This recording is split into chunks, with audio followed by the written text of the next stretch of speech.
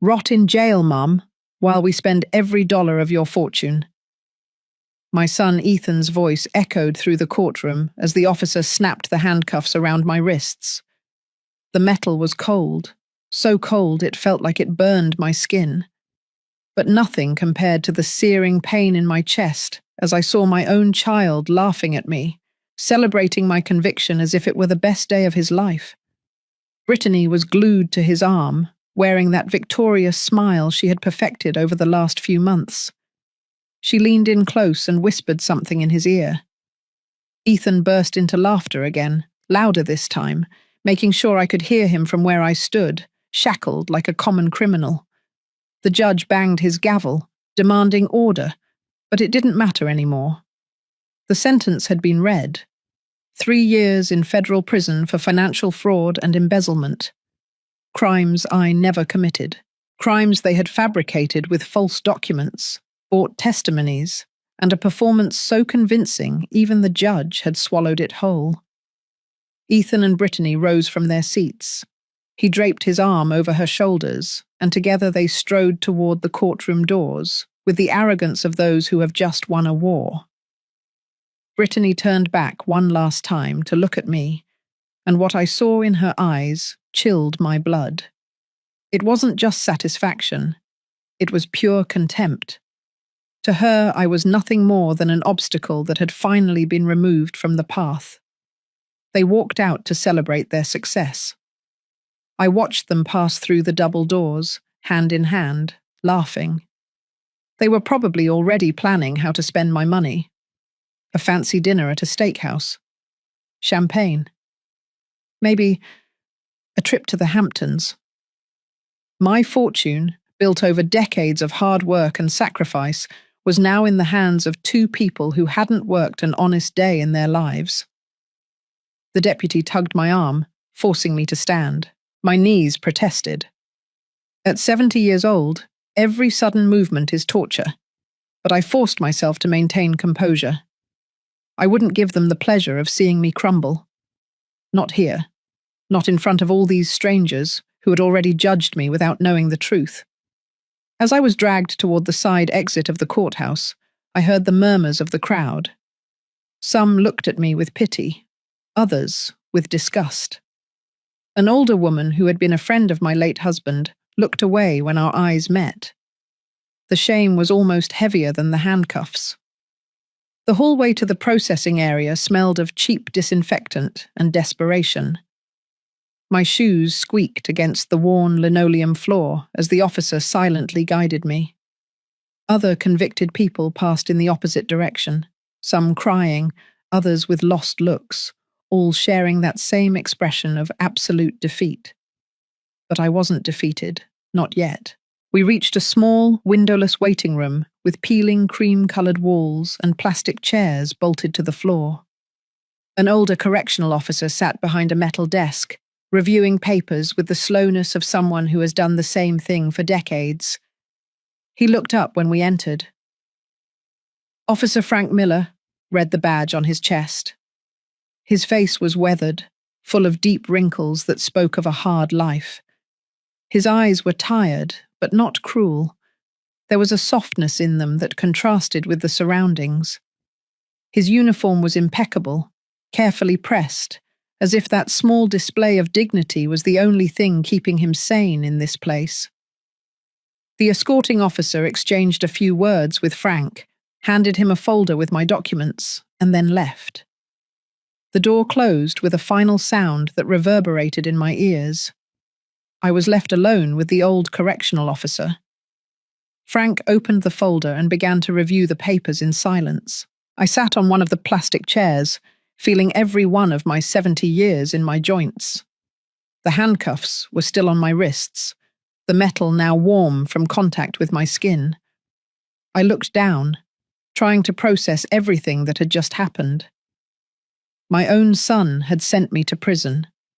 My own son, the baby I had carried in my arms for entire nights when he had colic, the child I had raised alone after his father died of a heart attack when Ethan was just 12, the man I had trusted blindly because he was my blood, my only family. and now he and his wife were outside, celebrating, sure that they had won, sure that I was finished. A defenseless old woman who would spend the last years of her life locked behind bars while they enjoyed every dollar I had saved.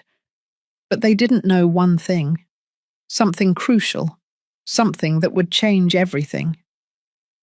Frank was still concentrated on the documents, occasionally frowning, turning pages, taking notes in an old spiral notebook. I took advantage of that moment of distraction.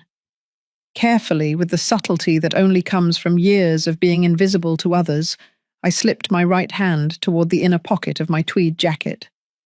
I had worn that jacket since the start of the trial. It was old, dull grey, with slightly worn elbows. Nothing fancy, but it had deep, discreet pockets. And in one of those pockets, folded into a perfect small square, was the paper I had prepared the night before in my temporary cell. The note. My last hope.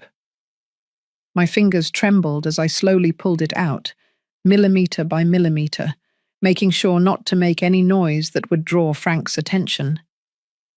The paper was warm from my body heat, slightly damp with nervous sweat. I held it between my fingers, feeling its insignificant weight, that was, at the same time, monumental. On that piece of paper torn from a cheap notebook was written a name, a phone number, and a promise that would change everything. Frank closed the folder and leaned back in his chair, which squeaked under his weight. He sighed with the exhaustion of someone who has seen too many ruined lives pass across that desk. He looked at me with something that might have been compassion, or perhaps it was just the automatic reflection of a decent man caught in an indecent system. Transport will be here in about 20 minutes, Mrs. Dawson. Do you need to use the restroom? Water? His voice was kind. That surprised me. I hadn't expected kindness on a day like this, not after everything that had happened. Water, please, I murmured. My voice came out hoarse, broken. I hadn't had anything to drink for hours. Frank nodded and slowly rose from his chair. His knees cracked as he did so, a sound I recognized because my own joints did the same thing every morning. He was an older man, probably a year or two from retirement, with that weight on his shoulders that comes from decades doing a job that no one thanks you for and no one wants. He headed toward a small table in the corner, where there was a plastic water pitcher and stacked disposable cups. His back was turned. That was my moment, the only one I would have. With a movement I had mentally rehearsed 100 times, I slid the folded note onto his desk, right next to the folder with my documents. I positioned it in such a way that it looked like part of the official papers, but visible enough for him to notice when he returned. My heart was pounding so loudly I was sure Frank could hear it from where he was. My pulse hammered in my ears like war drums. The escorting officer was gone.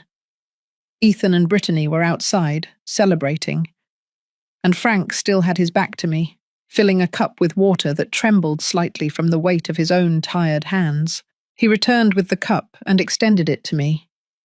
I took the cup with my handcuffed hands, the chains jingling slightly, grateful to have something to do with them, something that would hide the trembling I couldn't control.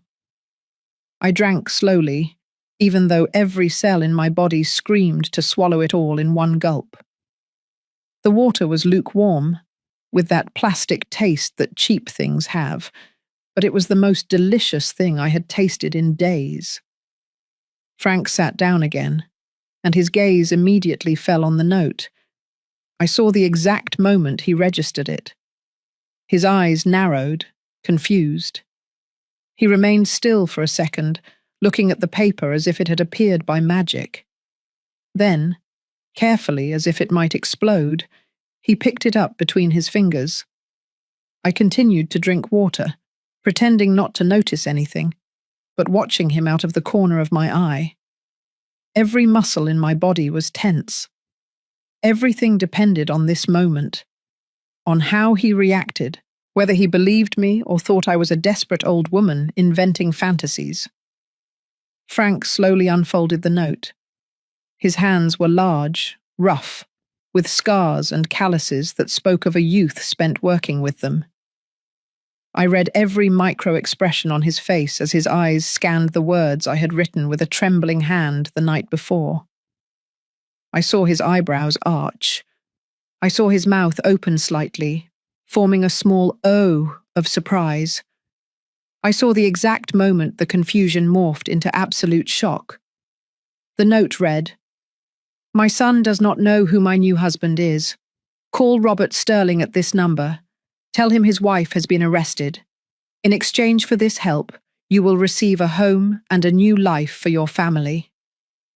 Below it was a phone number written in black ink, each digit carefully traced so it was perfectly legible. Frank looked up at me. His eyes, previously tired and resigned, were now completely alert. There were questions in them. Hundreds of questions, but above all, there was disbelief. "Robert Sterling," he whispered, his voice trembling slightly. "The Robert Sterling?" I nodded once, slowly, holding his gaze without blinking. I needed him to see the truth in my eyes, to understand that it wasn't a joke, that it wasn't the delusion of a desperate convict seeking an impossible miracle. Frank's face visibly paled. He knew that name. Of course, he did. Everyone in this state knew that name. Robert Sterling wasn't just a successful businessman, he was a living empire. Construction, real estate, urban development, investments that moved millions of dollars every day, political connections that reached all the way to Washington, D.C. A man whose last name opened doors that for the rest of mortals remained closed and sealed forever. And that man, that titan of business who appeared on the covers of Forbes magazine, was my husband. Frank looked at the note again, then at me, then back at the note. His hands trembled slightly as he held that small piece of paper containing information that could change his life as much as mine. I saw his throat move as he swallowed. I saw his eyes moisten with something that wasn't exactly tears, but the weight of too many crushed hopes over too many years. "Ma'am," he finally murmured, his voice barely a whisper. "If this is true—" "It is true," I interrupted softly. "Every word." He folded the note carefully, almost reverently, and put it in his shirt pocket. Then he just sat there, processing, trying to understand how it was possible that Robert Sterling's wife was sitting in front of him, handcuffed, condemned to 3 years in prison by her own son. And I knew I needed to tell him something. Not everything, there wasn't time, but enough for him to understand, for him to know that this wasn't just about money or revenge. It was about justice. It was about the truth. "How did you get here?" Frank asked, and there was genuine sadness in his voice. "How could he not know? How could he not protect you?" I closed my eyes for a moment, letting the memories flow. I had met Robert 6 months ago. 6 months that had been the happiest of my life after years of absolute solitude. My first husband, Ethan's father, had died 15 years ago. A sudden heart attack that left me a widow at 55, with an adult son who barely visited me and a house too big, filled with silence. For all those years, I had resigned myself to loneliness. I had accepted that this was my life now, tending my garden, reading books, watching TV until I fell asleep on the couch. Occasionally Ethan came to visit, always in a rush, always with excuses about work, about how busy he was. And then Brittany came along, and the visits became even scarcer. But 6 months ago, everything changed. I had gone to an art exhibition downtown. A friend had invited me, insisting I needed to get out more, socialize, live a little. And there, in front of a painting of sunflowers that reminded me of the garden my mother had when I was a child. I saw him, Robert Sterling. At first, I didn't know who he was. I just saw an elegant man with perfectly combed grey hair, an impeccable suit, looking at the same painting with an expression of melancholy that I recognized because it was the same one I felt. The melancholy of someone who has lost something precious and seeks to find it in the most unexpected places. We talked. First about the painting, then about art in general, then about our lives. I discovered that he was also a widower. His wife had died 3 years prior from cancer. He told me he came to that gallery every month because it was where he had taken his wife on their first date. I told him about my garden, about how the flowers were the only thing keeping me sane after so many lonely years. We saw each other again the following week, and then again, and again. Coffee turned into dinners. Dinners turned into walks in Central Park. And before I knew it, I had fallen in love like a teenager, feeling butterflies in my stomach every time my phone rang, and it was him. Robert was completely honest with me from the beginning. He told me who he was, what he did, how much money he had. But he asked for something in return, absolute discretion. He explained that there were people who hated him, unscrupulous competitors who wouldn't hesitate to use any personal information against him. He told me about threats he had received in the past, attempts at extortion, situations where the people he loved had become targets just for being close to him. And he asked me to keep our marriage a secret, at least for a while, until he could ensure I would be protected, until he could organize the necessary security, until everything was in order. I accepted without hesitation, because after so many lonely years, after so much silence, Robert had given me back something I thought was lost forever: the capacity to feel, to laugh, to wake up every morning with something to smile about. We got married in a private ceremony at his estate outside the city. Just the two of us, a justice of the peace, and 2 witnesses Robert had known for decades and trusted completely. It was simple, intimate, perfect. We exchanged simple rings that we wore hidden under our clothes. He kissed my forehead and promised me that soon we could live openly, that soon we wouldn't have to hide. But I made a mistake I now understood had been fatal. I didn't tell Ethan anything. I thought it would be temporary. I thought that in a few weeks, maybe a month, Robert would finish organizing everything, and then I could introduce him to my son. I could tell him that his mother had found love again, that I was no longer alone, that someone was taking care of me and making me happy. But before I could do that, everything fell apart. It started 3 months ago. Ethan showed up at my house unannounced, which was unusual because he normally called first. Brittany was with him, as always, glued to his side like a shadow. They came in with a strange, nervous energy. Ethan looked around as if he were evaluating something. Brittany touched the furniture with her fingertips, making comments about how old everything was, about how I should modernize, renovate, spend a little money to make the house more presentable. They asked about my finances. They wanted to know how much money I had saved, how much the house was worth, if I had investments, insurance, additional properties. I told them I was fine, that I had enough to live comfortably, not to worry about me. But I didn't give them details. Something about the way they asked made me uncomfortable. There was an intensity in their eyes that I didn't like, an anxiety I didn't understand. Ethan insisted. He said he had financial problems, that his business was going through a rough patch, that he needed a loan. Just temporary, he assured me, just until things got better. Maybe $50,000, maybe a little more. I told him I didn't have that amount immediately available, which was true. Most of my money was in long-term investments, funds I couldn't touch without significant penalties. but I offered to help him with $10,000, all I had in my checking account. Brittany's face changed. I saw the fury flash in her eyes before she could hide it. Ethan looked disappointed, frustrated, but he accepted the $10,000 and promised to pay it back in 3 months. He never did. And a week later, they came back.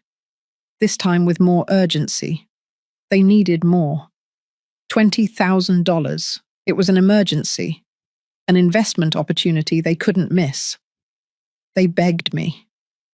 Ethan took my hands and looked at me with those eyes I had known since he was a baby, and I, God forgive me, gave in again. I withdrew the money from one of my funds, paying the penalty, and gave it to him. That money didn't come back either. And then the more frequent visits started, always asking for more, always with new excuses, new emergencies. And I started saying no, because I was beginning to understand that something wasn't right, that this wasn't normal, that they were using me. That's when everything changed. Ethan arrived one day with documents, contracts, papers filled with legal terms I didn't fully understand.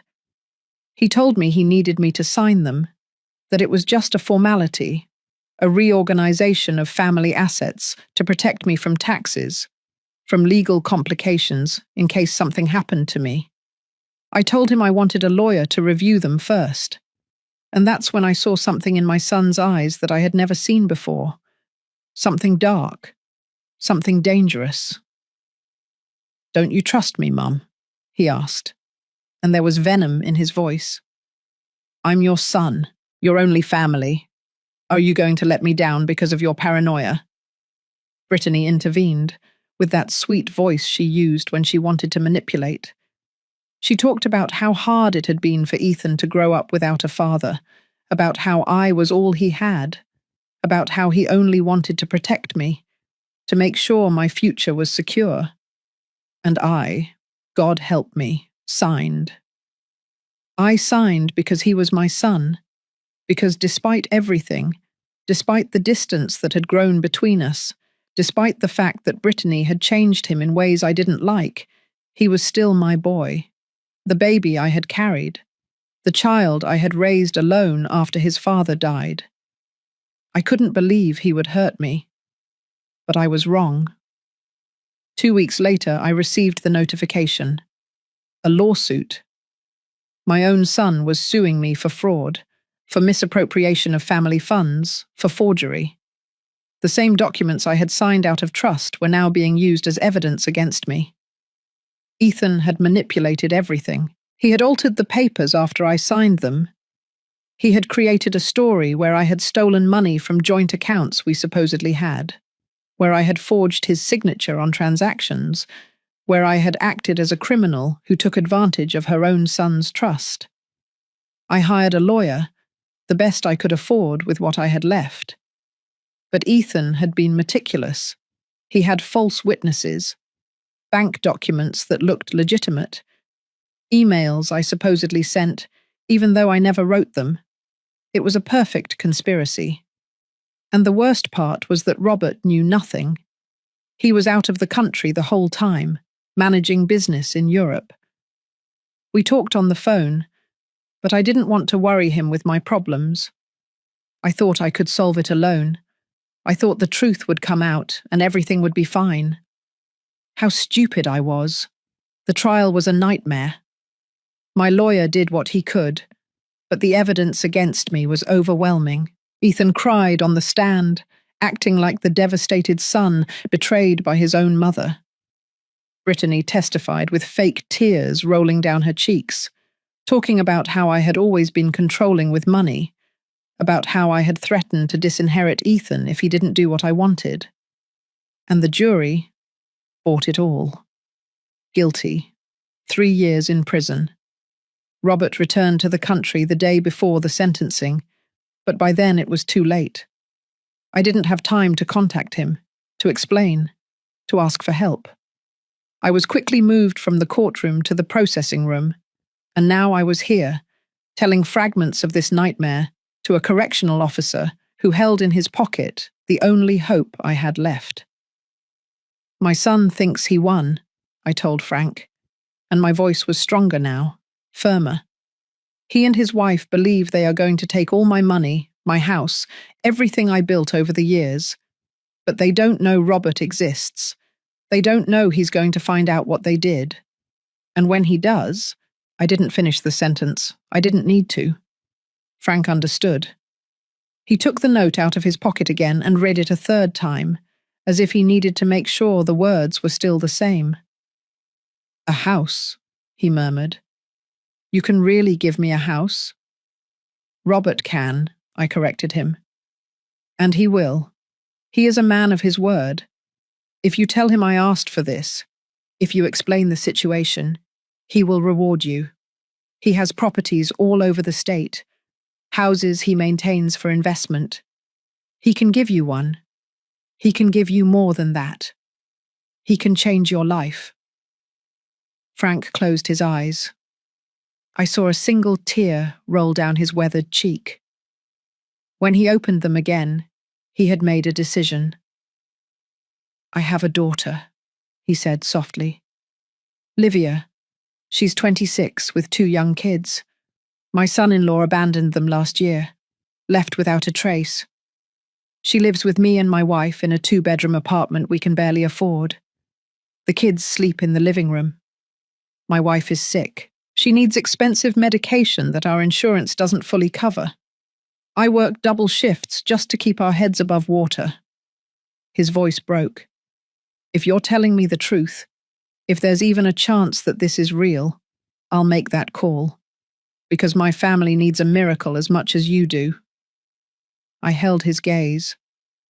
"Call him." Frank took his cell phone out of his desk drawer.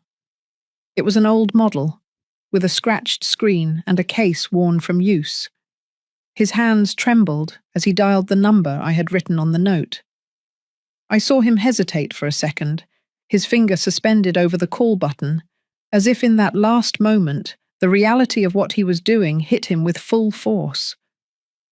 But then he pressed the button. The sound of the phone dialing filled the small room. 1, 2, 3 rings. I held my breath. It had been 3 days since I last spoke to Robert. 3 days that felt like an eternity. He had called the night before the trial, but I was so distraught, so consumed by fear, that I could barely hold a coherent conversation. I told him everything was fine, that I was just tired, that I loved him and we would talk soon. I lied. And now I was paying the price for that lie.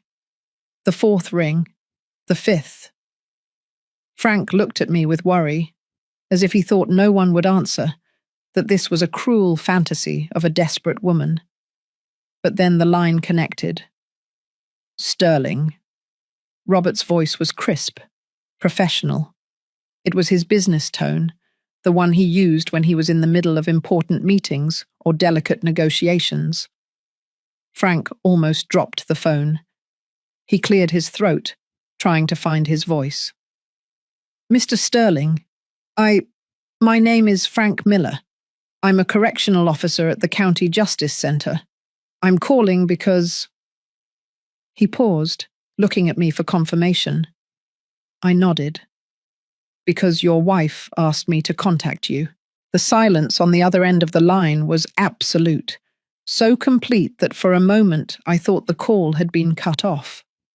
But then I heard Robert's breathing, faster and faster, more intense. "Cecilia?" His voice had completely changed.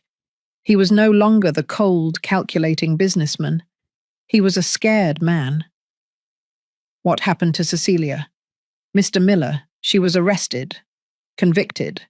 She's here with me now, waiting for transport to the state prison.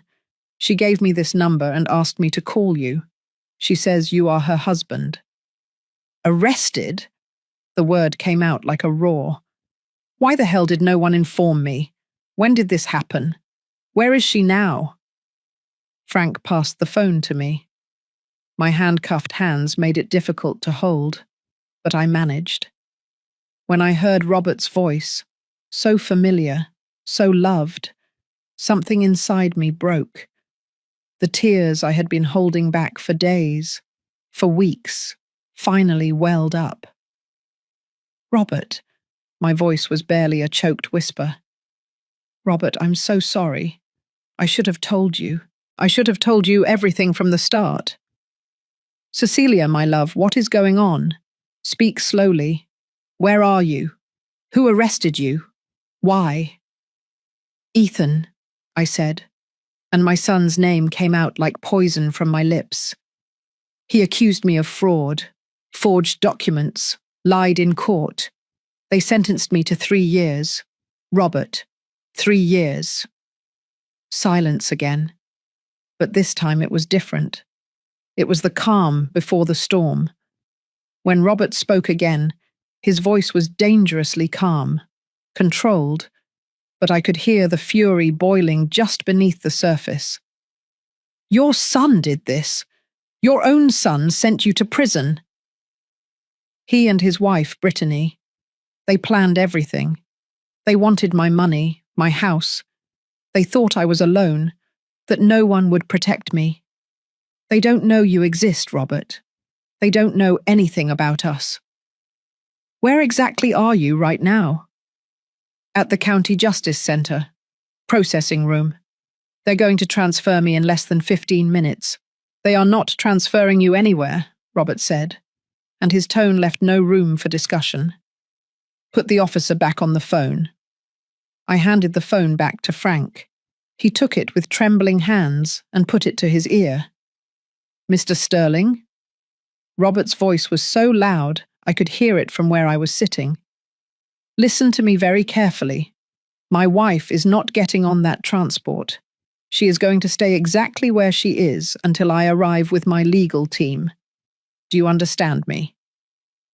Sir, I don't have the authority to stop a scheduled transfer.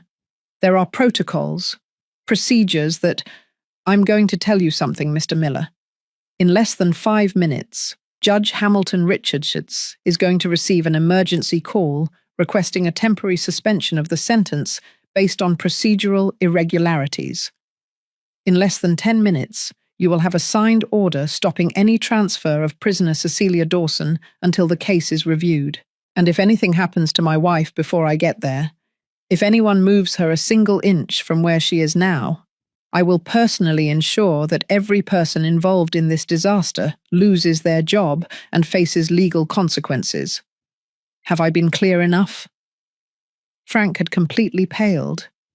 He nodded even though Robert couldn't see him. Yes, sir. Perfectly clear. Good. Now put my wife back on. Frank returned the phone to me almost reverently. Robert, I whispered. I didn't know what else to do. I'm so sorry for not telling you anything before, for not involving you from the beginning. Don't apologize. His voice softened. None of this is your fault. Do you hear me? None of it. But I need you to listen carefully. I'm going to fix this. I'm going to get you out of there. And your son, that scoundrel who dares to call himself your family, is going to pay for every second of suffering he caused you. He's my son, Robert. Despite everything, he's still my son. He stopped being your son the moment he decided to betray you like this. Robert paused, and when he spoke again, his voice was charged with a dark promise. But don't worry about that now. Focus on staying safe. Don't talk to anyone. Don't sign anything. Don't accept anything they offer you. My team will be there in less than an hour. The best criminal defense attorney in the state, Morris Flores, is already on his way. He will take care of everything. And Frank? I asked, looking at the officer who had made this call possible. I promised you would help him. He has a family that needs support. Officer Miller is going to receive everything you promised him and more, Robert said. After I finish with all this, he and his family will never have to worry about money again. You have my word. Frank, who had been listening, closed his eyes, and an expression of absolute relief crossed his face. It was as if a decades-long weight had been lifted from his shoulders in a single instant.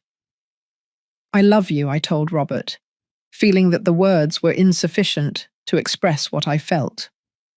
"Thank you for not abandoning me." "I would never abandon you," he replied. "We are a family now, Cecilia, and family protects itself. Stay there. Don't move. I'm coming." The call ended. I handed the phone back to Frank, and we sat in silence, processing what had just happened. The clock on the wall marked the passing of the minutes with a tick-tock that seemed unbearably slow. Every second was a torture of anticipation. 7 minutes later, the phone on Frank's desk rang. He answered immediately. "Miller," he said, and then his face transformed. "Yes, sir. Yes, understood. Immediately." He hung up and looked at me with a mixture of astonishment and disbelief. "Judge Richards just issued a temporary stay of your transfer. You have to stay here until your legal representation arrives." He was silent for a moment. "Mrs. Dawson, I don't know who you really are, but your husband just moved mountains in less than 10 minutes. I smiled for the first time in days, in weeks, because finally, after all the pain, all the betrayal, all the injustice, something was going right. Robert was coming. And when Robert Sterling decided to fix something, nothing and no one stood in his way. But while we waited, as time crawled by with painful slowness, I couldn't stop thinking about Ethan. Where was he right now? Probably at some expensive restaurant, toasting with champagne, laughing with Brittany about how easy it had been to fool me. They were probably already making plans about how to spend my money, about what to buy first, about how to divide the fortune they thought belonged to them. They had no idea of the storm heading their way. They had no idea that the most powerful man in the state was about to unleash all his power against them. They had no idea that they had made the biggest mistake of their lives by underestimating a 70-year-old woman who had survived widowhood, loneliness, and loss, only to find love again and marry a man who would move heaven and earth to protect what he loved. 40 minutes later, the processing room door burst open. A man entered like a hurricane. He was tall, about 50 years old, in a perfectly cut, dark suit and a leather briefcase that screamed money. His black hair was slicked back, his dark eyes were sharp and intelligent, and he walked with the confidence of someone who had never lost a case in his life. "Morris Flores," he introduced himself, extending his hand first to me and then to Frank. "I am Mrs. Dawson's lawyer, and we are leaving here right now." Behind him entered 2 assistants carrying more papers, more documents, everything necessary to begin dismantling the farce Ethan had built. And behind them, finally, entered Robert. My Robert. He looked exactly as I remembered him, but there was something different in his eyes, an intensity I had never seen before, a controlled fury that made the air around him seem to vibrate with dangerous energy. He was 65, but at that moment he looked like a warrior ready for battle. Our eyes met across the room. He crossed the space between us in 3 long steps, knelt in front of me, uncaring that his $1,000 suit touched the dirty floor, and took my handcuffed hands in his. "My love," he whispered, and his voice was broken. "Forgive me for not being here when you needed me." "You're here now," I said, tears running freely down my cheeks. "That's all that matters." Robert stood up and turned to Morris. "I want those handcuffs off her now. I want every document reviewed. I want every irregularity exposed. And I want the name of every person involved in this conspiracy against my wife." Morris smiled. It was the smile of a predator who had found its prey. "We are already on it, Mr. Sterling. I guarantee that by this time tomorrow, your wife will be free, and those responsible will be answering some very uncomfortable questions." Robert looked at Frank, who had stood up and was standing next to his desk, watching everything with an expression of absolute astonishment. "Mr. Miller," Robert said, walking toward him, "my wife told me you made this call possible, that you risked your position to help her. I want you to know that will not be forgotten." Frank swallowed. She needed help. That's all." "You did more than help. You gave her hope when she had none. And I always pay my debts." Robert took out his phone and dialed a number. "Enrique, it's me. I need you to prepare the house in Sun Valley Hills. Yes, the 4-bedroom with the big yard. It's going to be for the Miller family. I want the deed ready for tomorrow. And make sure it is fully furnished and ready to move into immediately." Frank staggered. He had to grab the desk to keep from falling. "Mr. Sterling, I can't. That's too much." "It's not enough," Robert interrupted him. "But it's a start." The next 48 hours were a whirlwind of legal activity that I could barely process. Morris Flores worked like a machine, dissecting every document in the case, finding irregularities that my previous attorney hadn't even thought to look for. It turned out Ethan had made mistakes. Small ones, but enough. Dates that didn't match, signatures that were slightly off, testimonies with inconsistencies that no one had questioned because everyone assumed a mother would never be betrayed in that way by her own son. Robert took me out of that processing room that same night. Not directly home. That would have been impossible with the judicial order still in effect.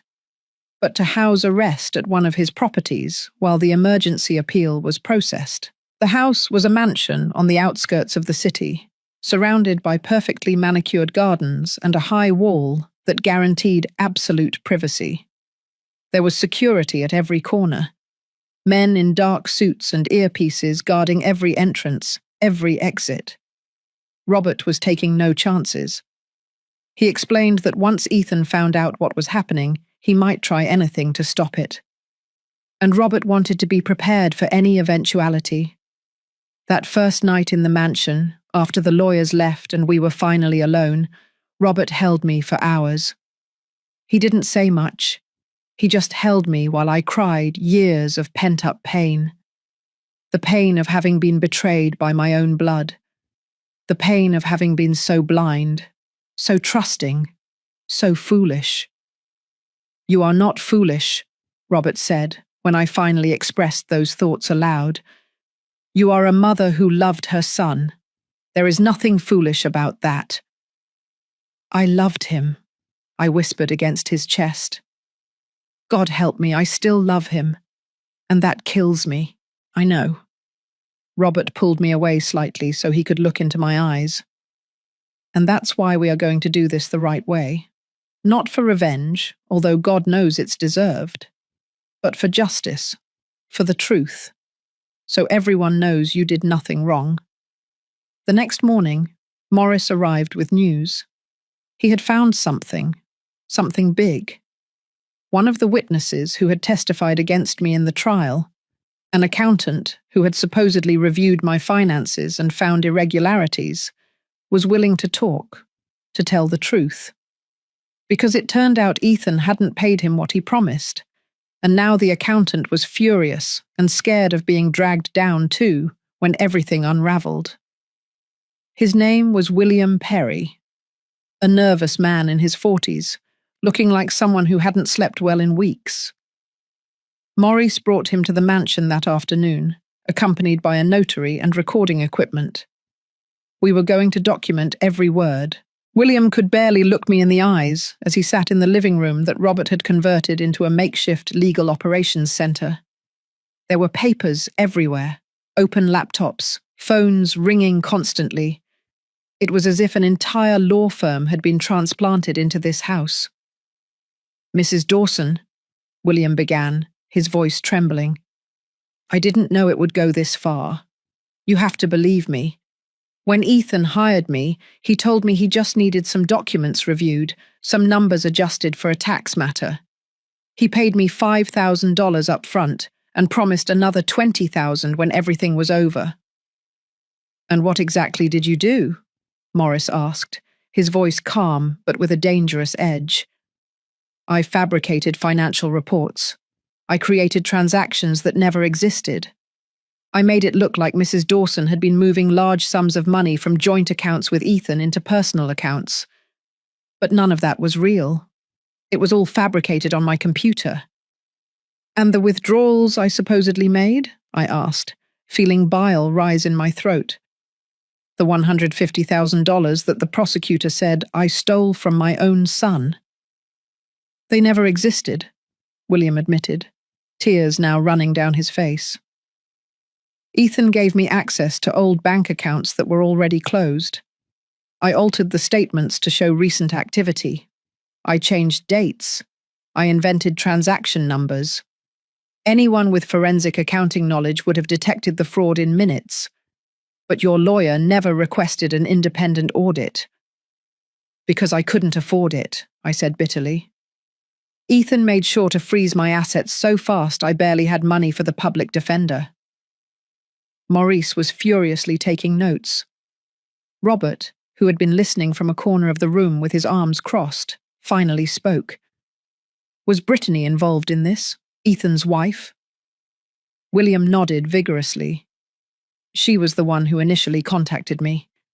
Ethan didn't even know my name at first. Brittany had been planning this for months, maybe years.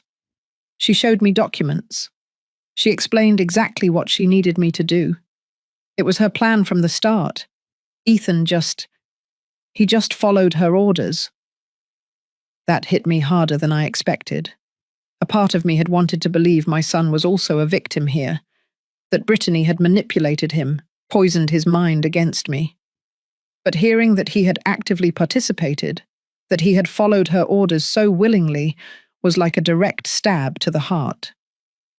"Why are you confessing this now?" Robert asked. "Why risk it?" "Because Ethan threatened me," William said, his voice breaking. "After the trial, when I went to collect the rest of my payment, he laughed in my face. He told me I would never see that money. And then he told me that if I talked to anyone about what I had done, he would make sure I was the only one who ended up in prison. That he had documents implicating me as the mastermind behind everything. That he was just an innocent victim I had tricked. And those documents probably exist," Morris said. "Ethan is smarter than we thought. He created layers of protection for himself. But now we have this." Robert pointed to the camera that had recorded every word. "We have his confession. We have proof of criminal conspiracy. And with this, we can start tearing down everything they built." William's statement was just the beginning. Over the next few days, Maurice and his team worked tirelessly to track every move Ethan and Brittany had made in the last 6 months. They discovered new bank accounts opened right after my arrest.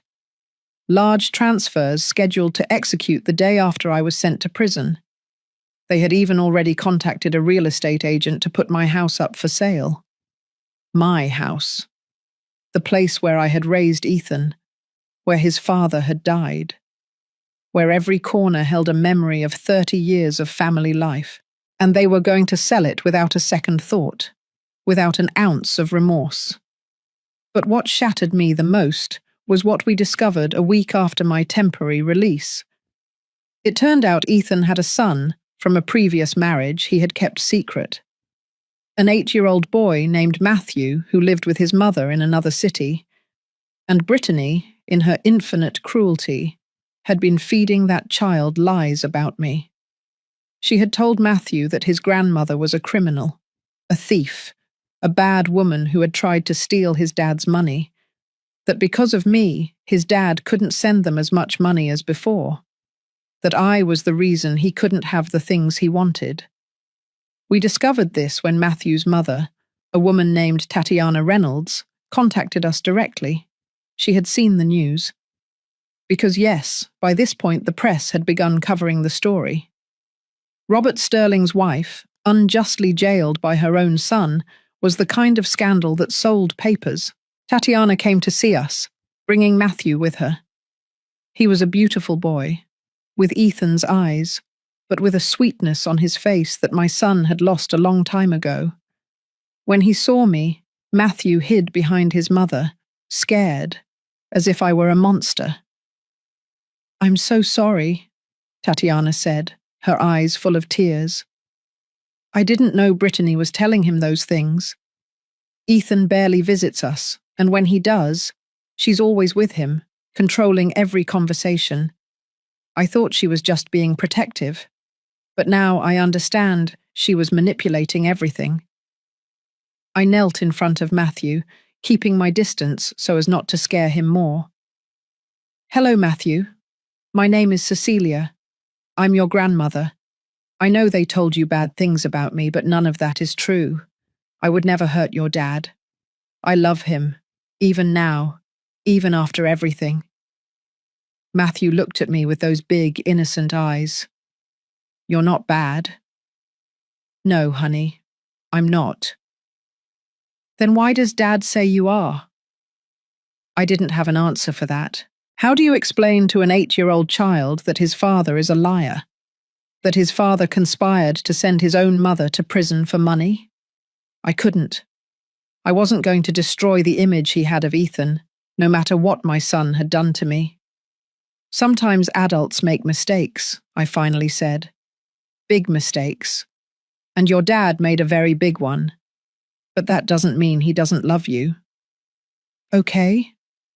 Matthew nodded slowly, still unsure but less scared. Tatiana put her hand on my shoulder, squeezing gently. "Ethan never told me you were so kind," she said. "He never talked about you at all. In fact, I understand why now." That night, after Tatiana and Matthew left, I sat with Robert in the mansion's garden. The sun was setting, painting the sky in oranges and pinks. It was beautiful, peaceful, completely at odds with the storm brewing inside me. "You have a grandson," Robert said softly. "A grandson you didn't even know existed." "Ethan hid him from me for years," I replied, feeling a new wave of betrayal. "I have a grandson, and he decided I didn't deserve to know him. What kind of person does that?" "The kind of person who is capable of sending his mother to prison for money." Robert took my hand. "But now you know him, and if Tatiana agrees, you can be part of Matthew's life. You can be the grandmother he deserves." "After we finish with this," I said, feeling something harden inside me. "After Ethan and Brittany pay for what they did, then I can think about being a grandmother." Robert smiled, but there was no warmth in that smile. It was the smile of a man who knew justice was near. "Speaking of that, Morris has news. The prosecutor reviewed the new evidence. They are dropping all charges against you tomorrow in a special hearing, and they are issuing arrest warrants for Ethan, Brittany, and William for conspiracy, fraud, and perjury." I gasped.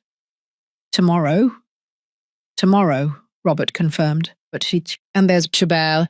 It turns out Ethan organized an event for tomorrow night, a celebration at a private club. He invited friends, family, business partners. He was going to officially announce that he had inherited your fortune, that he was ready to invest in new businesses. Basically, he was going to celebrate his victory over you in front of everyone." The irony was almost too perfect. "What are you thinking?" I asked, seeing the calculating expression on Robert's face. "I'm thinking," he said slowly, "that it would be a shame if he missed his own celebration party." The hearing the next day was quick and devastatingly effective. Judge Richards, the same one who had presided over my original trial, looked visibly uncomfortable as he reviewed the new evidence presented by Morris. William Perry's recorded confession, the forensic analyses of the falsified documents, The inconsistencies in the testimonies that no one had questioned because they seemed too elaborate to be lies. The prosecutor, a middle-aged man named Henry Flores, Morris's younger brother, stood up and formally declared that the state was dropping all charges against Cecilia Dawson, that there had been a monumental miscarriage of justice, that they had been fooled by a meticulously planned criminal conspiracy. "Mrs. Dawson," Judge Richards said, and for the first time since this nightmare began, I heard something close to respect in the voice of someone related to the justice system. "On behalf of this court, I offer my sincerest apologies. What was done to you is inexcusable, and I assure you that those responsible will face the full weight of the law." I nodded, unable to speak. Tears ran freely down my cheeks, but this time they were not tears of pain. They were of relief, of justice, of vindication. After weeks of being treated like a criminal, of being looked at with contempt, of carrying the shame of an unjust conviction, someone in authority was finally saying the words I needed to hear. I was not guilty. The judge banged his gavel. "Arrest warrants are issued for Ethan Dawson, Brittany Dawson, and William Perry on charges of criminal conspiracy, fraud, forgery, and perjury. Officers are authorized to proceed immediately." Robert, sitting next to me, squeezed my hand. Morris closed his briefcase with a satisfying click. We had won the first battle. But the war wasn't over yet. Because winning in court was one thing. Making Ethan and Brittany fully understand what they had lost, that was something else entirely. We left the court surrounded by security. Reporters swarmed us, shouting questions, pushing each other to get a photo, a comment, anything. Robert shielded me with his body as we made our way to the waiting car. I didn't say anything to the press, not yet. There would be time for public statements later. For now, I just wanted to breathe. I just wanted to process that I was finally free. Back at the mansion, Robert led me to the master suite. He had bought me new clothes, all in my exact size.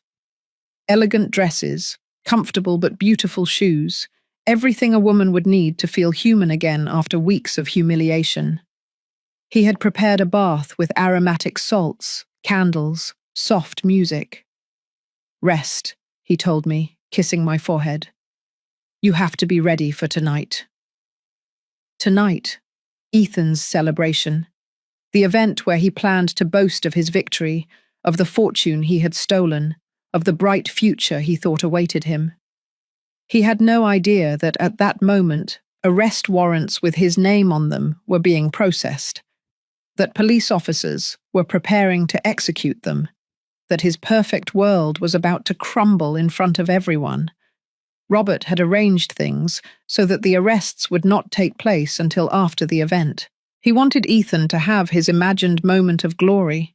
He wanted him to celebrate, to toast, to feel invincible, because the fall would be much harder from that height, and I was going to be there to see it. I sank into the bath, letting the hot water relax muscles I had kept tense for too long. I closed my eyes and thought about everything that had happened. How I had gotten to this point.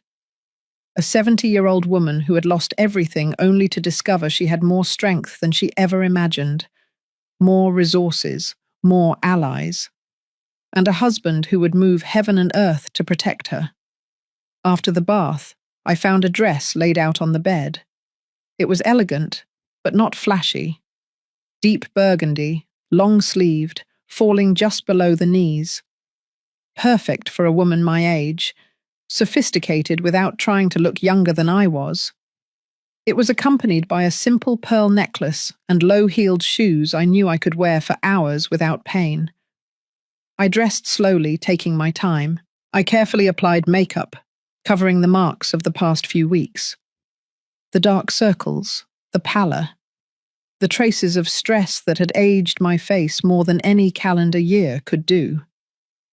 When I finished, I looked in the mirror and barely recognized the woman looking back. It was me, but transformed. I was no longer the broken, humiliated prisoner. I was Cecilia Sterling, wife of one of the most powerful men in the state, a woman who had faced betrayal and come out the other side, not just surviving, but ready for battle. Robert entered the room, already dressed in an impeccable suit. When he saw me, he stopped dead.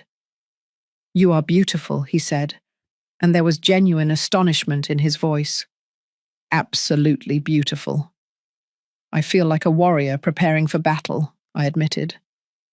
"Well," Robert smiled, offering me his arm, "that is exactly what you are."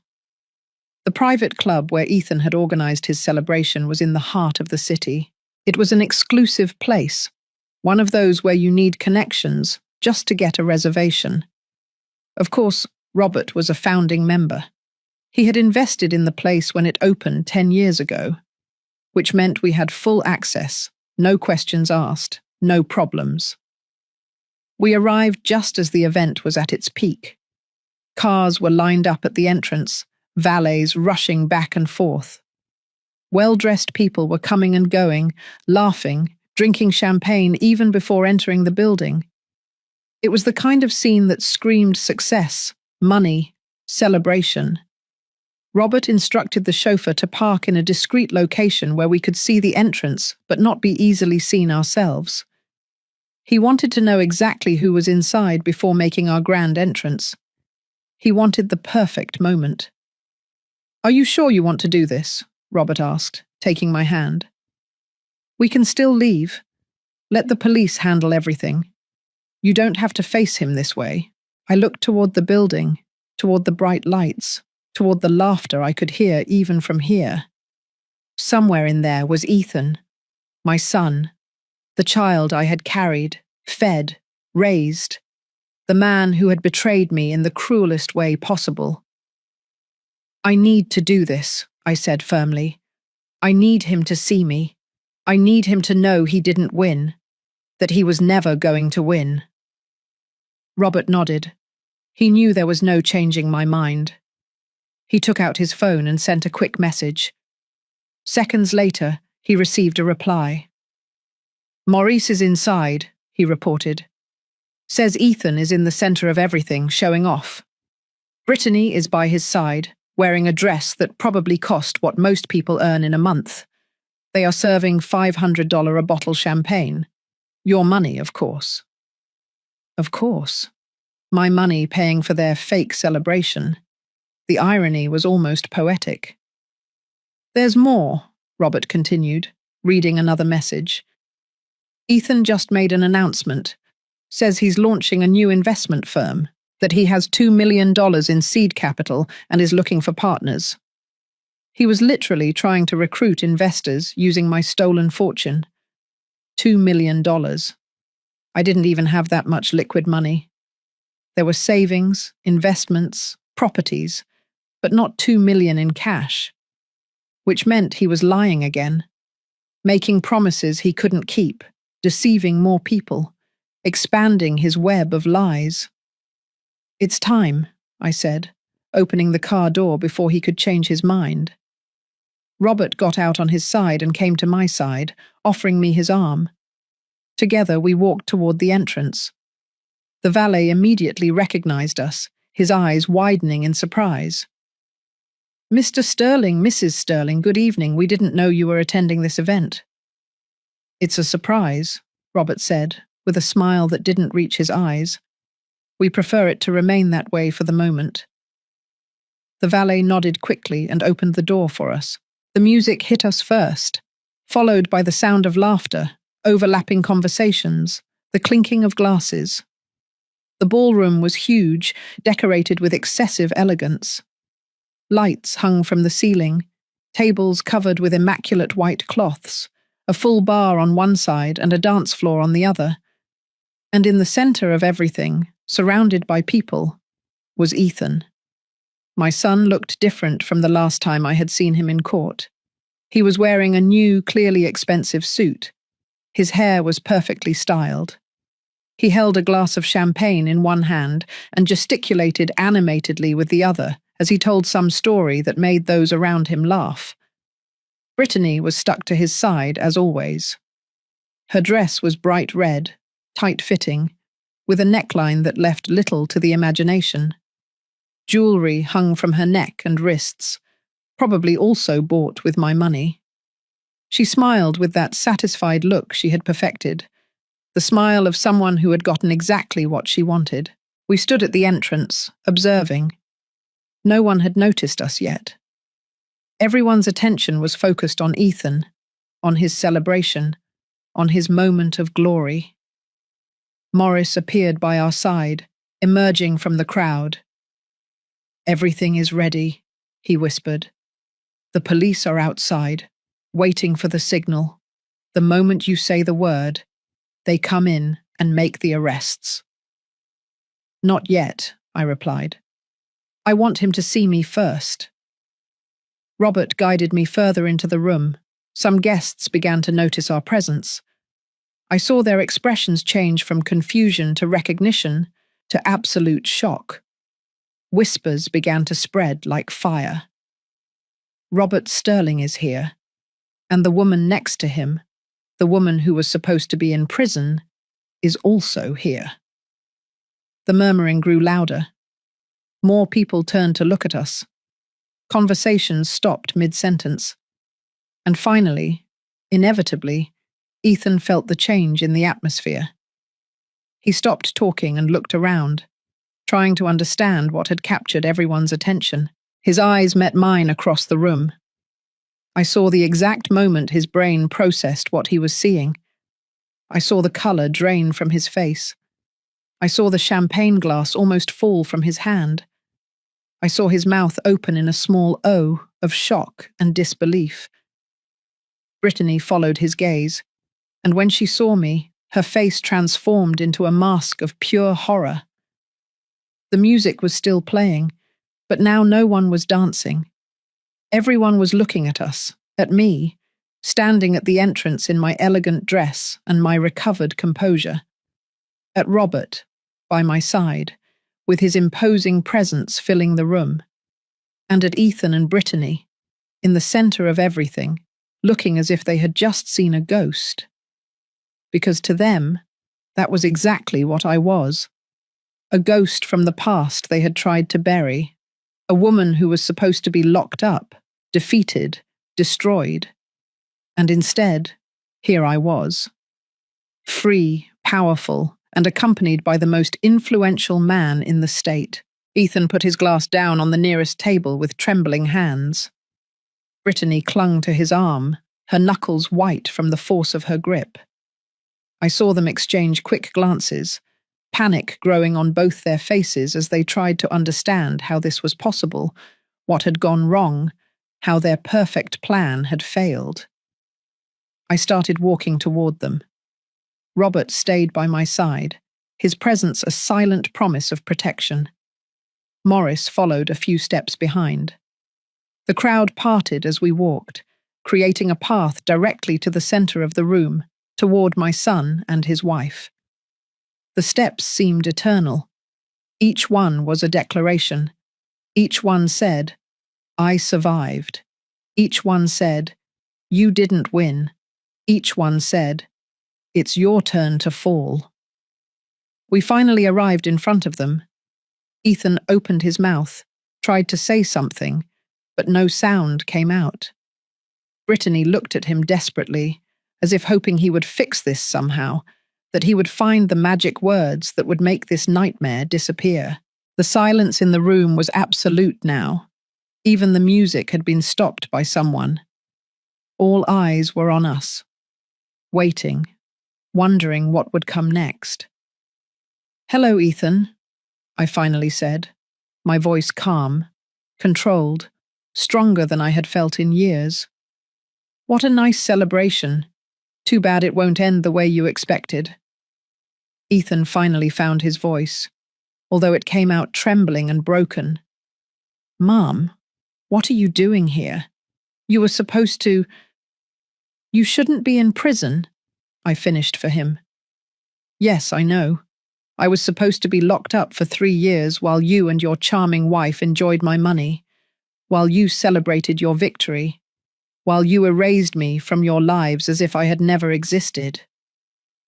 Brittany tried to regain her composure.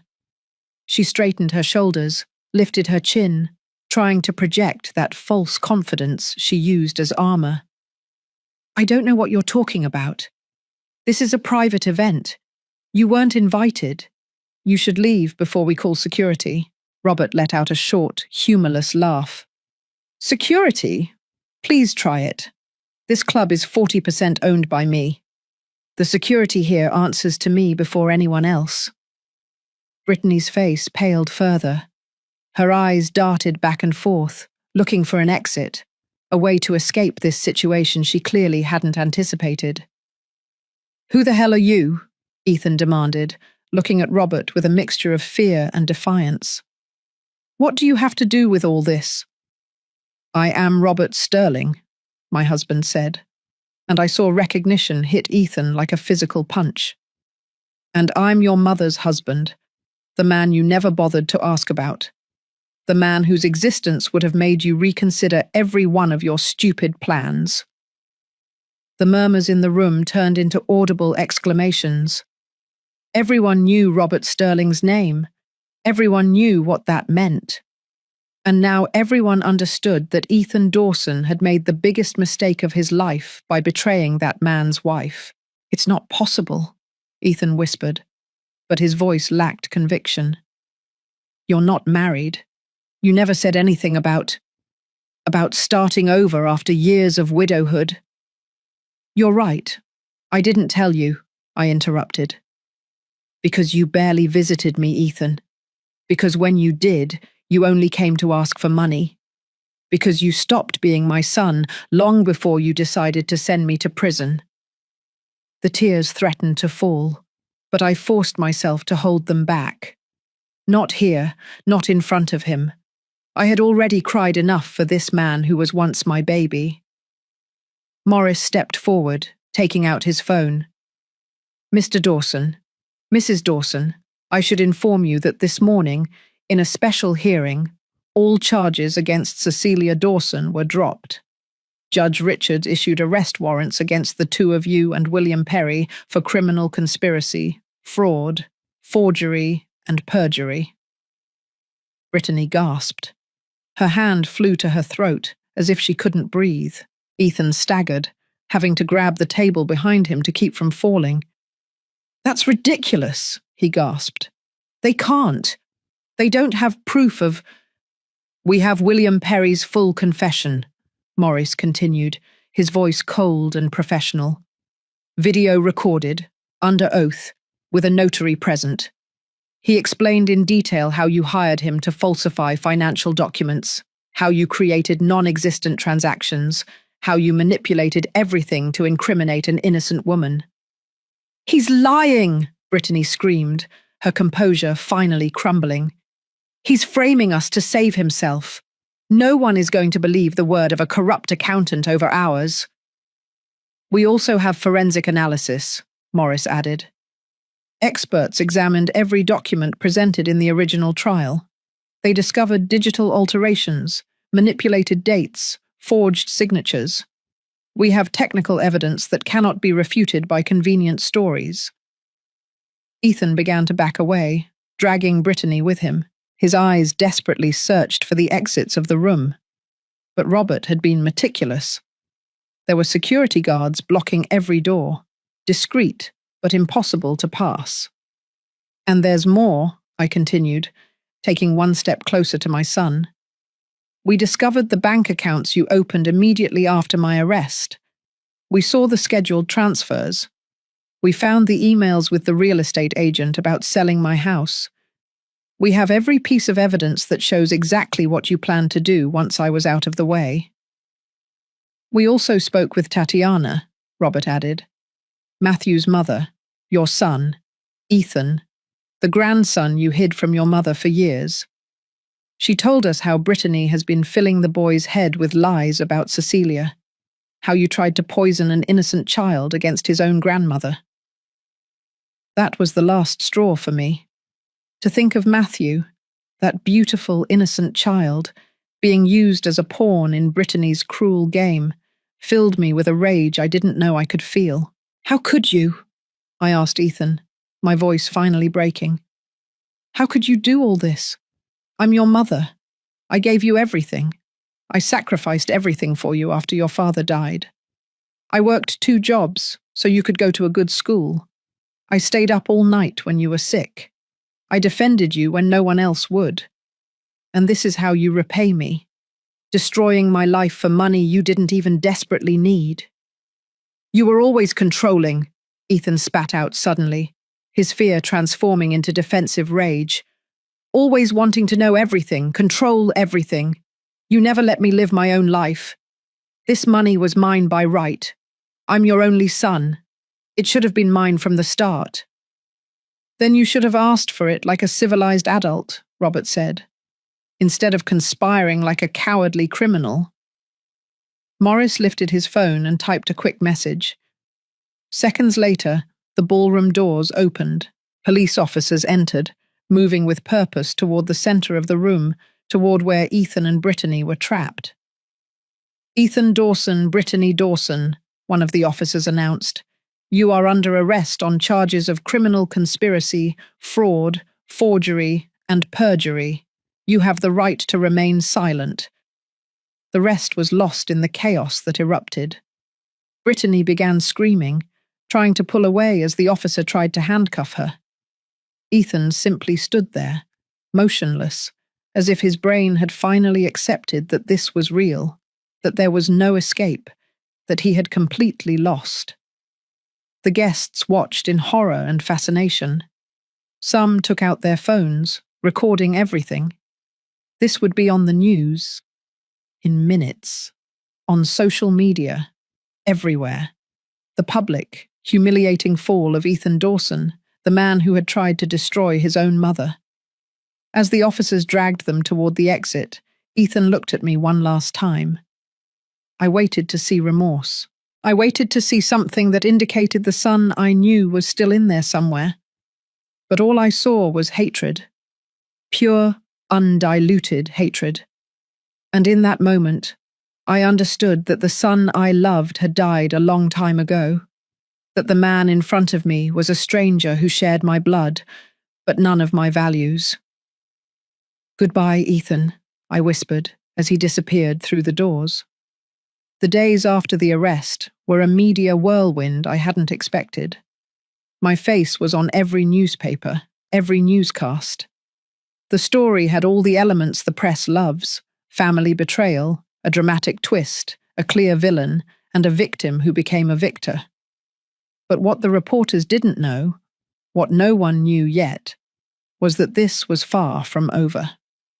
3 days after Ethan and Brittany were arrested, Maurice arrived at the mansion with news that chilled my blood.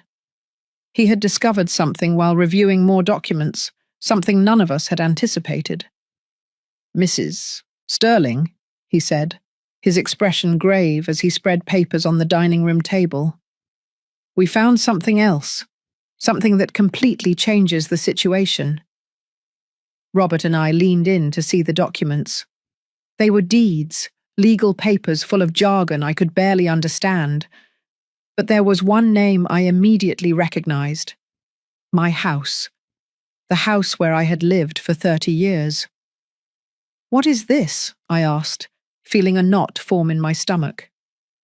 "Ethan didn't just plan to sell your house after you went to prison," Morris explained. "He already sold it. Well, technically transferred it. Into Brittany's name.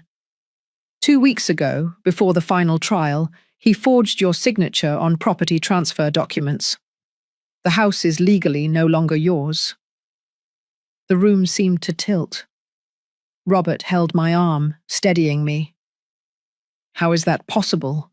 Robert asked, his voice dangerously calm. "How could he transfer a property without her being present?" "He bribed a corrupt notary," Morris replied. "The same one who helped with the other false documents. We have her name, Ramona Perry, William's sister. She authenticated the false signature, dated the documents correctly, made it all look completely legal. My house, I whispered, feeling tears burn my eyes. The house where I raised Ethan, where my husband died, where I have 30 years of memories. There's Morty, Maurice continued, and his tone told me what was coming would be worse. Brittany already put the house up for sale. She has an interested buyer willing to pay $800,000. The closing is scheduled for within a week. That can't be legal, Robert said. She's arrested. She can't complete a real estate transaction from jail.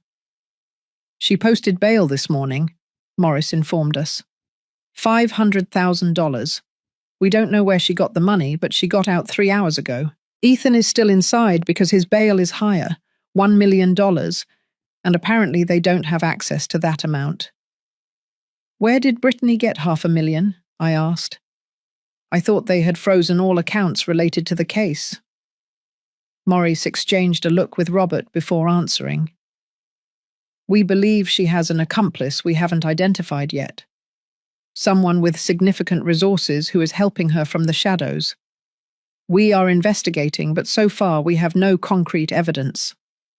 The idea that there was someone else involved, someone who was still helping Brittany even after everything had been exposed, filled me with a fear I hadn't felt even during the trial. Because if there was someone else, someone with enough money and power to pay a $500,000 bail without a second thought, then this was much bigger than we had imagined. I need to get my house back, I said firmly. They can't keep it. Not after everything else. We are already working on it, Morris assured me. We filed an emergency lawsuit this morning to nullify the property transfer based on forgery. But legal processes take time. And in the meantime, Brittany is technically the legal owner of the property. She can sell it before we manage to stop her. Then we will stop her another way, Robert said, pulling out his phone. If she wants to play dirty, we're going to show her what playing dirty really is. I spent the next few hours listening to Robert make calls. He contacted judges, lawyers, private investigators, people whose power and influence were evident in the way they responded immediately to his requests. It was like watching a master in his element, moving pieces on a chessboard I could barely comprehend. That evening, Morris returned with a team of investigators. They had been following Brittany since she was released on bail. And what they discovered was worse than any of us had imagined. She went directly to her home, reported one of the investigators, a man named Frank, the same correctional officer who had made the initial call to Robert. But she wasn't alone. There was a man waiting for her. We identified him as Richard Reynolds, Tatiana's ex-husband. Matthew's father, the man who abandoned his family, Robert asked, his voice filled with disgust. He's the accomplice. It seems he never actually left, Frank explained. We've been tracking his finances. He has an offshore account with over $3 million, money he apparently earned in illegal businesses over the last 5 years. And it turns out he met Brittany 2 years ago, long before she married Ethan. She saw an opportunity in your family, seduced Ethan specifically to get close to your money. The room fell silent as we processed this information. Brittany had been planning this for years. She had met Richard, had seen an opportunity in my family, had seduced Ethan specifically to get close to my money. Everything had been calculated, meticulous, malicious from the start. Then Ethan was also a victim, I murmured, feeling a strange mixture of rage and pity for my son. She used him from the beginning. That doesn't excuse him, Robert said firmly. He chose to go along with the plan. He chose to betray you. Victim or not, he has to pay for his actions. There's more, Frank continued. We overheard part of their conversation. Brittany and Richard are planning to flee the country. They have tickets bought for tomorrow night to Brazil. They plan to sell the house quickly, take the money, and disappear before the legal system can reach them. Not if we stop them first, Robert said. Frank, I need you to keep monitoring them. Every move, every call, every person they talk to. Morris, prepare a court order to block any sale of the property and contact immigration. I want their names on every watch list at every airport, every border. They are not leaving this country. The operation was put into motion with an efficiency that left me astonished. Robert had resources I had never imagined. People in key positions who owed him favors, who respected his name, who would act without asking why.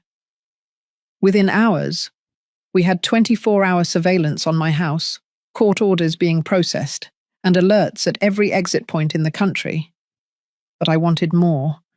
It wasn't enough to stop them legally. I needed to face them. I needed them to know I had discovered them, that their plan had failed again, that they were never going to win. I want to go there, I told Robert that night. To my house. I want to see it one last time before all this ends. Robert looked at me with concern. It's dangerous, if Brittany knows you're there. Let her know, I interrupted. I want her to know. I want to look her in the eye and tell her exactly what I think of her, of everything she did, of how she destroyed my family. Robert sighed, but he understood. He knew that need for closure, for a final confrontation. Then we will go together, he said, but with complete security. I won't risk your life for a moment of satisfaction. Deal. We arrived at my house at dusk. The place that had been my home for 30 years looked different now, almost strange, as if it no longer belonged to me. The lights were on inside, and I could see shadows moving behind the curtains. Brittany was inside, probably packing, preparing for her planned escape. Robert had insisted on bringing security. 2 cars with guards followed us at a safe distance. Frank was in one of them, monitoring every move. We had constant communication with Morris, who was ready to intervene legally at any moment. Are you sure about this? Robert asked once more as we approached the front door. We can still turn back. I'm sure, I replied, even though my heart was pounding so loudly I felt it might jump out of my chest. I used my key, the same one I had used for decades, wondering if Brittany had been careless enough not to change the locks. The door opened with a soft click. We entered the foyer, and the familiar scent of my home hit me with a wave of nostalgia so strong I had to stop for a moment to regain my composure. But something was wrong, very wrong. The house was almost empty. The furniture I had bought so carefully over the years, the photographs on the walls, the memories of a lifetime, everything was gone. Only the largest pieces remained, the ones that would be difficult to move quickly. My God, I whispered, walking into the living room. They took everything, everything of value. Robert squeezed my hand, his face hardened with rage. We continued on, passing through rooms that had been systematically emptied. My bedroom, where I had slept next to my late husband for years, was completely stripped. They had even taken the curtains. Voices came from the kitchen. One was definitely Brittany. The other was male, deep, probably Richard Reynolds. We approached quietly, staying out of sight as we listened. Are you sure the buyer is going to close tomorrow? Richard was asking. We can't risk this being delayed any longer. She confirmed this morning, Brittany replied, her voice full of satisfaction. $800,000 transferred directly to my offshore account. By this time tomorrow, we'll be on the plane with over $2 million between the house and what we took from the old woman's accounts before they froze them. And Ethan? Richard asked. Don't you think he's going to be a problem when he finds out you left without him? Brittany let out a cruel laugh that chilled my blood. Ethan was useful as long as I needed him, but he was too weak, too emotional. He almost ruined everything with his stupid guilt. No, it's better to leave him behind. Let him rot in prison thinking his wife abandoned him. It will be what he deserves for being so pathetic. I had heard enough. I walked into the kitchen with Robert right behind me. Brittany was standing by the table, surrounded by boxes. Richard was on the other side, a large man with a hard expression who looked at me with surprise when we appeared. "Hello, Brittany," I said, keeping my voice firm, even though I was trembling inside. "Interesting conversation." Brittany's face transformed from surprise to terror in an instant. She dropped the box she was holding, its contents scattering across the floor. I recognized the objects. My antique jewelry box, framed photographs, small antiques I had collected over the years. "How did you get in here?" she demanded, partially regaining her composure. "This is my house now. You are trespassing." "Your house," I repeated, the words coming out bitterly. "Based on forged documents and a corrupt notary. Did you really think you were going to get away with it?" Richard took a step forward, his posture threatening. "You should leave. Now, before this gets ugly." Robert moved to partially block me, his voice cold as ice. "I suggest you stay exactly where you are, Mr. Reynolds. We have security personnel surrounding this house, and they are all waiting for my signal.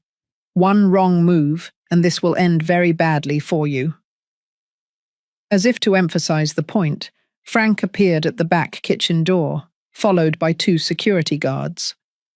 Richard looked around, calculating his options, and apparently decided he had none. "We also have your tickets to Brazil," I continued, taking out my phone and showing her the screen with the confirmation of their flights. "And your offshore accounts.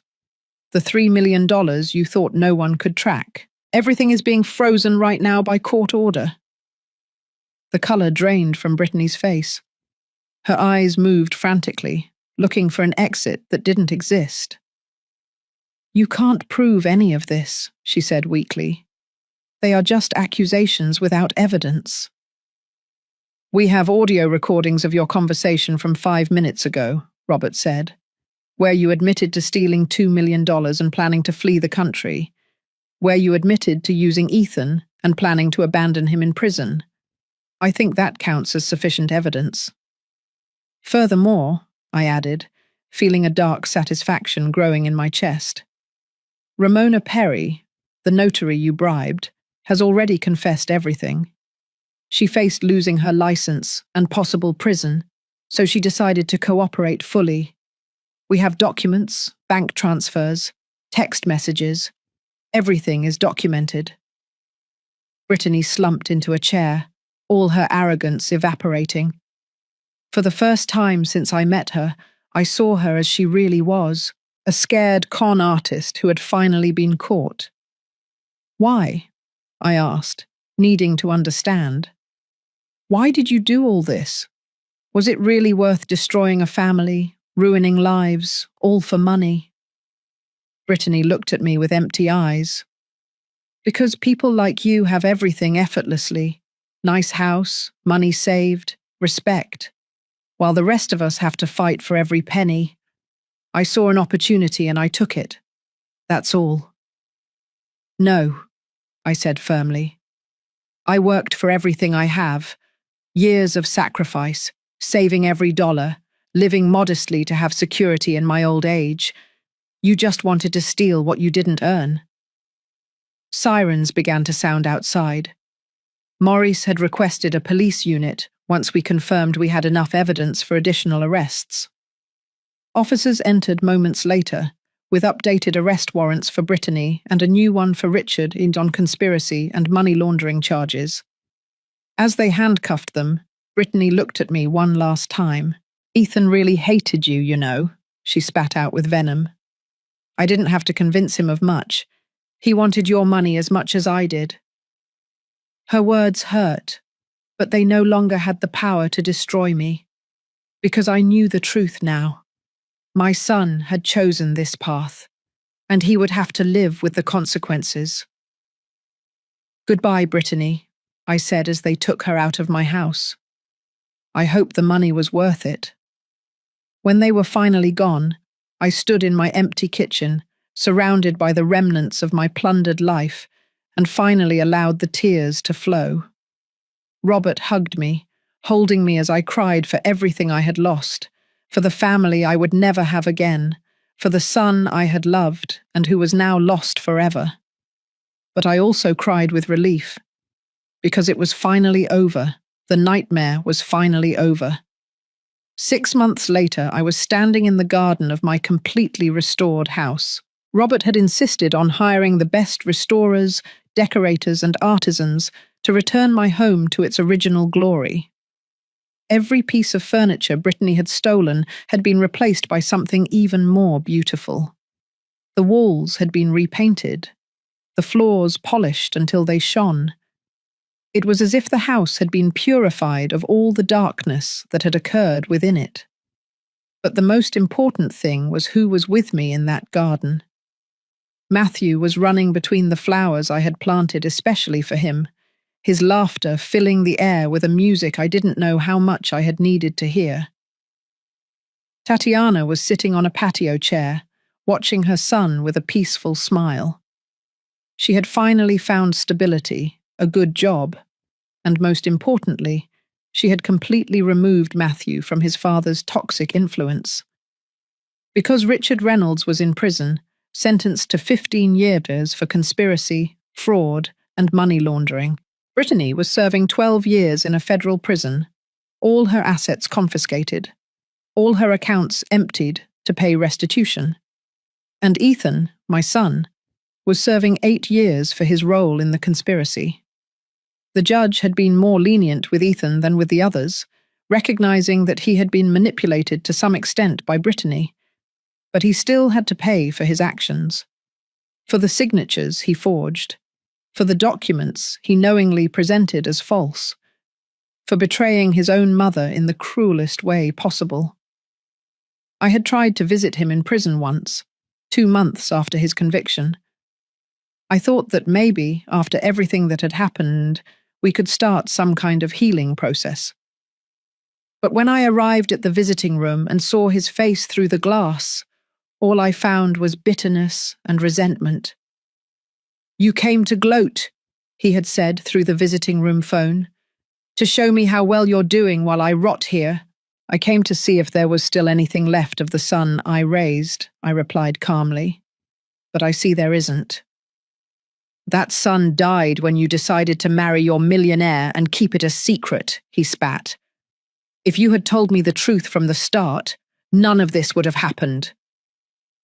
"None of this would have happened if you hadn't decided to rob me and send me to prison," I corrected him. "You made those decisions, Ethan. No one else." He didn't respond. He just looked at me with pure hatred.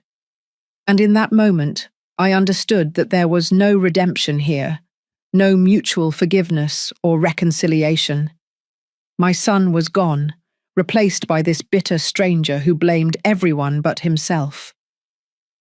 I got up to leave, but before hanging up the phone, I said one last thing. "Despite everything, I wish you peace, Ethan. I hope one day you find a way to forgive yourself, because I have already forgiven you. Not for you, but for me. To be able to move on with my life without carrying this weight." I didn't wait for his response. I just left, and I hadn't been back since. But today, in this garden full of life and light, with my grandson laughing and my new family around me, I finally felt that I had closed that painful chapter. Robert came out of the house carrying a tray with fresh lemonade and cookies we had baked together that morning. "Grandma, Grandma, look what I found," Matthew shouted, running toward me with a ladybug in his small hand. "Can I keep it?" "Ladybugs need to be free, honey," I told him, kneeling down to his level. "But you can watch her for a moment and then let her go so she can return to her family." Matthew nodded seriously, studying the insect with fascination. Tatiana came closer and put her hand on my shoulder. "Thank you for everything you've done for us," she said softly. "Not just the financial support, although that has been incredible, but for giving Matthew a real grandmother, someone who loves him unconditionally. "The pleasure is entirely mine," I replied sincerely. "Matthew has given me a purpose I didn't know I needed." Robert sat next to me on the garden bench, putting his arm around my shoulders. "What are you thinking about?" he asked. "How strange life is," I said. 6 months ago, I was in a processing room, handcuffed, believing my life was over. And now I'm here, surrounded by people who truly love me, in a house that is truly mine, with a future I never imagined possible. "And with a husband who would do anything for you," Robert added with a smile. "Yes," I smiled back, "with a husband who moved heaven and earth to save me." Frank Miller, the correctional officer who had made all this possible, was also thriving. Robert had kept his promise. Frank and his family now lived in a beautiful house in Sun Valley Hills, completely paid off. His wife Joan had received the medical treatment she needed. His daughter Livia had gotten a good job at one of Robert's companies, and his grandchildren had their own room for the first time in their lives. Frank came to visit us occasionally, always shy, always grateful, still unable to fully believe that a simple act of kindness had transformed his life that way. "I just made a call," he always said. "You did more than that, Frank," I replied. "You gave me hope when I had none, and that is priceless."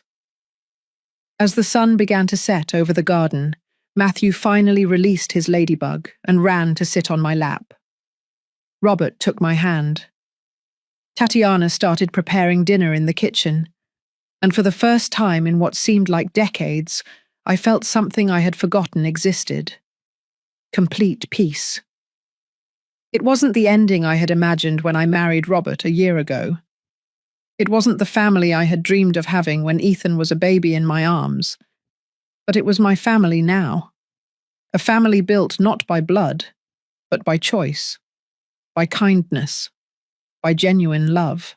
And as I looked around this garden full of life, at this restored home, at these people who had chosen me as much as I had chosen them, I understood something fundamental. It is never too late to start over. It is never too late to find happiness.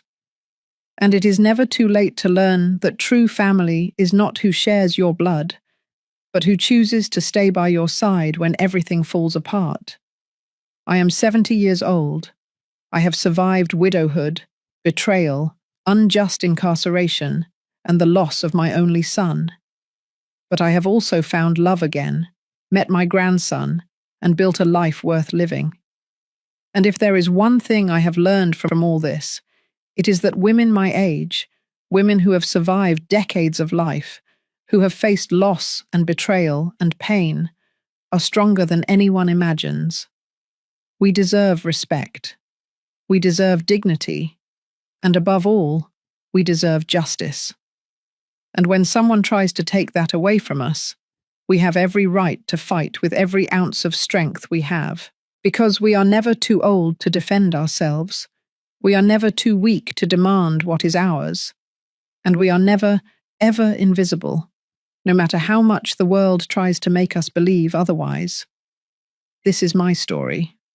And it has a happy ending, not because everything was resolved perfectly, but because I finally learned that I deserve to be happy. And that, perhaps, is the most important lesson of all. It is a brutal, yet powerful thing to realize that blood relation does not guarantee genuine connection, worth, or loyalty. It's a hard truth, especially for a parent, but accepting that a person's actions define their character, not their lineage, is the key to personal freedom. The greatest takeaway from this experience is the immense value of active self-advocacy. I had to speak up, even when my voice was shaking, to activate the network of protection I didn't even know I possessed. The moment I slipped that note to the officer, I transitioned from being a passive victim to an agent of my own rescue. It taught me that genuine family is an intentional construction, forged in the fires of mutual respect, not merely inherited by chance.